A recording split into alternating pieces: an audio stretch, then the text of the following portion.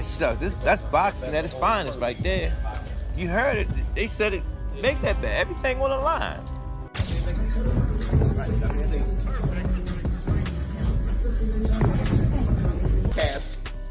Gervonta is an animal for real.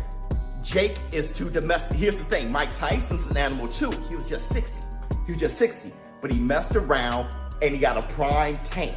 Gervonta Tank Davis is pushing himself harder than ever in training camp for his upcoming fight with Jake Paul. His sessions are nothing short of brutal, packed with relentless sparring, explosive pad work, and grueling conditioning drills. Surrounded by elite coaches, Davis's focus and aggression make it clear he's on a mission to prove that real boxing power and skill will always outshine celebrity hype. Boxing analyst Showbiz The Adult argues that Jake Paul may have made the biggest mistake of his career by calling out a fighter who's still in his prime and more dangerous than ever. He points out that Davis has already dismantled taller and stronger opponents like Ryan Garcia and Mario Barrios, proving not only his power but also his adaptability in the ring. While Jake might think he's following the same formula that worked against aging opponents like Nate Diaz or when he teased fights with legends such as Mike Tyson, this situation is completely different. Gervonta Davis isn't a retired name chasing paydays, he's an elite, active world champion with speed, precision, and a lethal knockout instinct. According to Showbiz, Jake Paul may have stepped into a challenge that will expose the massive gulf between an entertainer learning the sport and a true boxing master operating at the peak of his powers. See if he's rattled. See, when it's all said and done, the whole talking shit goes out the window. Jake's scared. And let me tell you this too. I looked at them, I'm sizing them up. I'm looking at Tank and Jake, and I'm looking at them. Tank can reach him too. He reached Ryan Garcia. He reached Mario Barrios. I was like, he ain't gonna be able to reach him. He's gonna reach him, I saw it. I saw Tank's gonna reach him. He knows he's gonna reach him. Listen, I wanna say this too. Funny as hell. Before I say all this, Alicia Baumgardner, shout out to you, girl. I couldn't believe, out of all the women to be the first one to do 3-minute, 12 rounds, it's Alicia Baumgardner. And I really know if I have a great endurance, great stamina, and she's doing this shit. Shout out to Alicia Baumgardner. Because, what's her name, Layla? I don't really know her like that.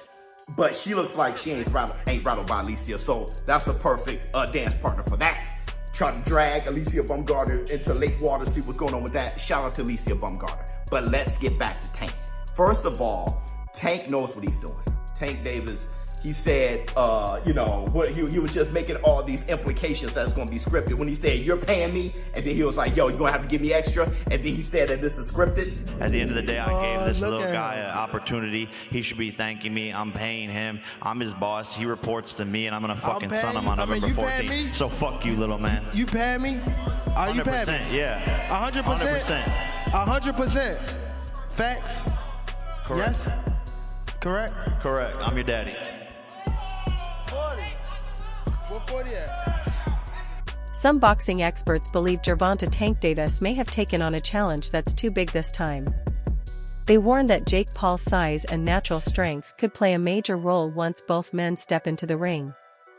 While Tank's speed, timing, and knockout power have made him dominant in the lighter divisions, moving up to face a heavier opponent could push him to his limits.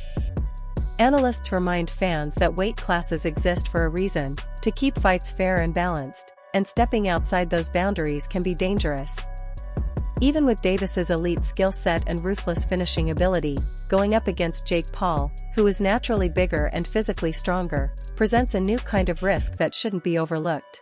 All of a sudden, we want to know, who will win in this fight? Jake Paul or Tank Davis? It's a legit question. And I actually want to really hear your thoughts on who do you think is going to win. Because I know what Vegas is saying, but I want to know what you think. Personally, I think Tank too little, bro. Yo, I think Tank too little. I'm so glad you have a brain on your fucking shoulder. I think Tank too little. I said, bro.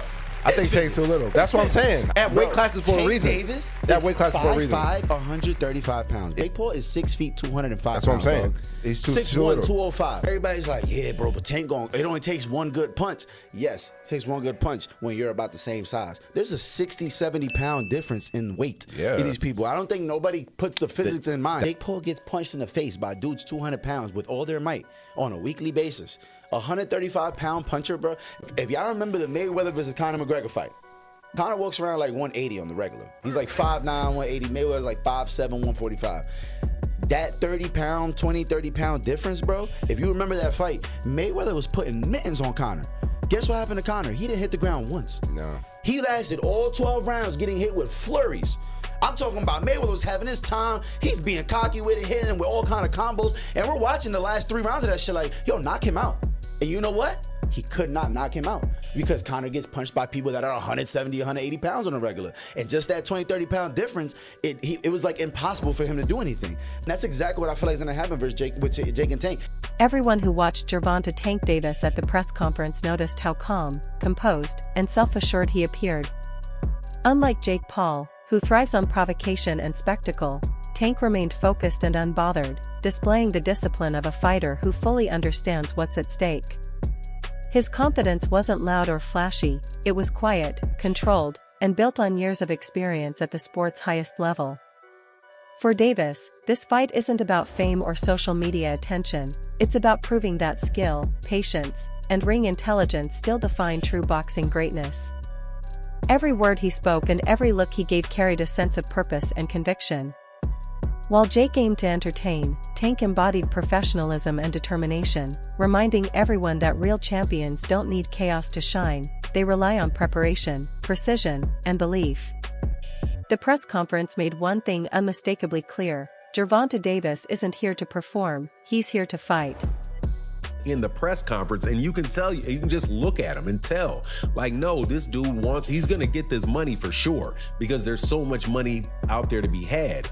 But Jake Paul better be not playing around, man. Not get cute, not play any games, don't hit him in the back of the head, don't rabbit punch him, don't do any of that stuff, man, because Mike Tyson, first of all, Mike Tyson, a lot of people think Mike Tyson was pulling punches on Jake Paul, and a lot of people think that Anderson Silva was pulling punches on him too. You're not going to have a little Gervonta out there pulling punches on you, man, if you're out there playing games. So, I don't like the fight at all. However, as far as it being an entertaining situation, I almost guarantee you that fight itself is going to be entertaining. That it's going to be something that you look at and you're going to say, man, everybody's going to watch it. Everybody's going to want to know what happens in it. But at the same time, it's kind of like what people think, when you see a car crash, like you're driving down the road and all of a sudden the traffic gets heavy and you're like, man, I'm going to be in traffic for a long time. And then you drive forward a little bit and then you see, oh man, this is some accident on the other side of the road and everybody just slowing down to watch. That's the type of entertainment that you can expect from this fight between Gervonta Davis and Jake Paul. There's going to be a lot of people watching it, but I gotta say, man, you really can't blame the guy on what he's doing. And there's a lot of criticism flying on Gervonta Davis. It's not Gervonta Davis's fault that boxing took this turn. This turn of these exhibition fights and people not caring about the belt and all of that stuff came with Floyd Mayweather Jr., man. Teddy Atlas, a highly respected boxing analyst, has drawn comparisons between Jake Paul's upcoming fight with Gervonta Tank Davis and the earlier exhibition bout between Logan Paul and Floyd Mayweather. According to Atlas, while Jake may hold a size and reach advantage, the true deciding factor will be experience. He points out that Davis has spent years perfecting his craft at the sport's highest level, developing instincts, composure, and timing that simply can't be taught. Unlike Logan's cautious and defensive approach against Mayweather, Jake will be stepping in with a relentless opponent who knows exactly how to capitalize on every mistake. In Atlas's view, Tank's superior ring intelligence, precision, and tactical awareness will completely neutralize Jake Paul's size and physical strength, exposing the difference between raw power and refined mastery. I want this, or I liked this when I heard it. No, I didn't like it, to be honest, for the optics and everything else I just said. But you do have one guy who, he's smaller, but he's a top fighter, he can punch, and he's fighting a guy who's not a top pro fighter, who's bigger. What if he hits him on the chin? What if he hits him on the chin? It'll wind up selling. And that's what'll wind up selling it. The what if. What if Tank makes him do a cha-cha? He hits him on the chin, and Jake Paul, we're gonna find out if he can dance. Whoa, whoa, whoa, whoa! You know, do the cha-cha.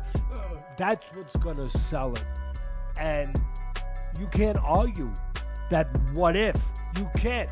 I know I get to places that other people won't go and everything else. They just dismiss stuff because it's easier to do that. It's safer to do that. You don't have the bows and arrows coming at you from people that argue with you because you did that. But I don't care. I've had bows and arrows my whole life. I don't care. But that's true. That what if? What if this guy who is a real good puncher, who is one of the best fighters in the world right now, what if he hits him? What if he makes a miss and he counters him? Or he jumps up in the air. Bang! And he hits him. Sid Terrace was a great fighter. No, not the 1700s, but years ago. And Cus D'Amato told me he loves Sid Terrace. He said, Teddy, he used to jump up in the air and hit you with 3 jabs. I said, whoa, man, Sid Terrace.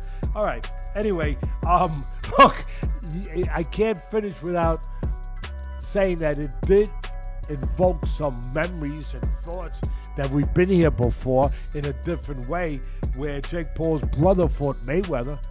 That's not forget. And I'm not saying I like that either.